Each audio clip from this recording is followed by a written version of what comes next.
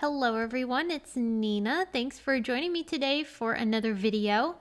Today I'm going to be sharing inspiration with you using Simon Says Stamp's Concord and 9th STAMPtember exclusive, which is called Festive Flower. I always enjoy doing stamp layering, and this one's actually super easy because it's only 2 steps for every image. So that makes it really simple for you to put together, and it also requires less ink colors. In today's video, I'm going to be using Simon Says Stamp Pawsitively saturated inks to get the beautiful shading that I achieved with this 2-step stamping. So here is the Festive Flower stamp set. You can see it comes with a variety of different images, and it's really helpful. On the back of the packaging, there is a key for you to be able to use as a guide to be able to assemble these images. I'm starting first with the largest flower, and I'll use these 2 colors of Pawsitively saturated inks to stamp this. If you're curious about any of the ink colors that I'm using today, you can always reference those down in the video description or over on my blog because I have picture links for everything there too. So I started first with watermelon to create the base color of my poinsettia. Then I'm going to bring in the shading layer, and this one will be stamped with cherry. It's a nice deep dark red. This is going to form the poinsettia flower, and we will stamp the centers in a little bit once the main image has had a chance to dry. While we wait for that to dry, I'm going to move on over to stamping some of the leaves. This leaf I'm going to start first with Sprout. It's a really nice green color, and you could transition then to the second layer by either using Fairway or Field, depending on how much of a contrast you want to have between these colors. So first I used Sprout, and then I actually used Field for my second layer. I really like having a bit of high contrast for my stamping, but if you don't like that, definitely step it down to the middle color, which would give you a slightly less bold image.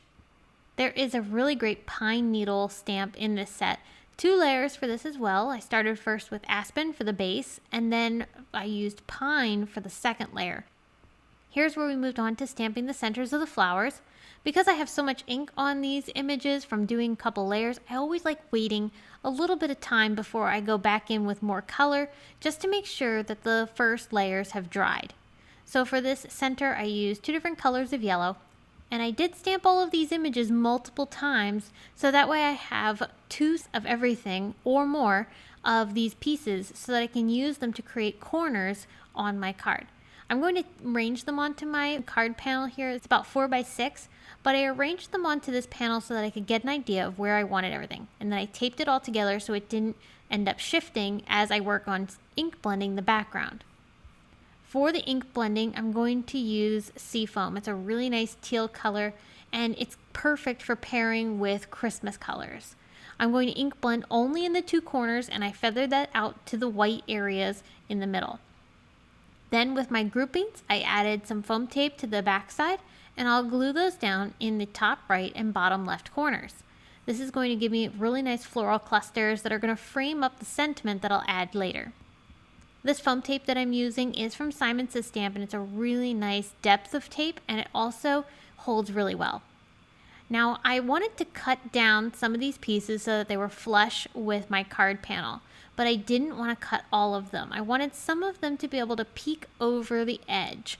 It just gives the card a little bit of interest. So you're going to see here that top leaf cluster I actually left completely hanging off the edge of the card, but then the larger flower and the leaf down along the side, I ended up cutting those flush to the edge. And same with the second cluster. I have some pieces that are hanging off the sides, and then everything else was cut straight across so that it was on the same line as the card panel.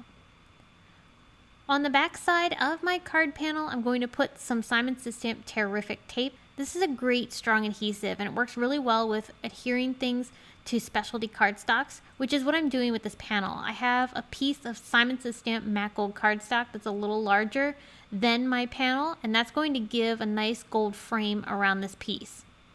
And on the back side of that, I'm going to put some Simon Says Stamp white foam.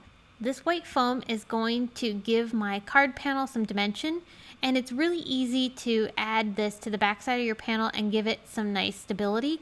Because sometimes with foam tape you have to use a lot to cover a larger panel like this, and white foam is great for adding one single sheet across the back side, and it's really easy to adhere together.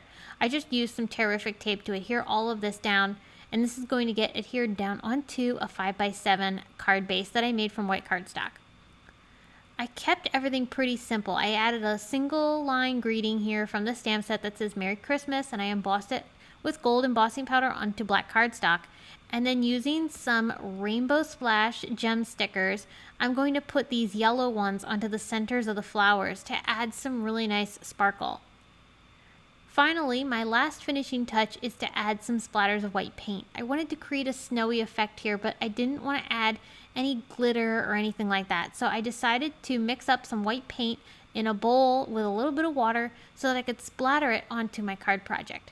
And this will dry completely opaque, so we'll be able to see those nice bright white droplets on top of our poinsettias and background, and that gives this a really nice frosty, snowy feel that I think is a really elegant touch to the rest of this card.